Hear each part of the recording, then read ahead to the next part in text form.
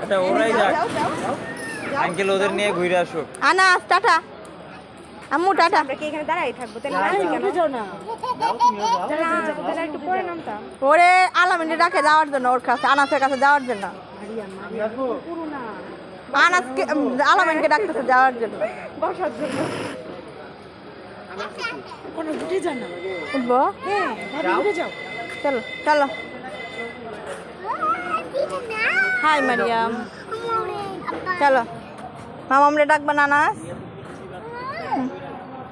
যাও।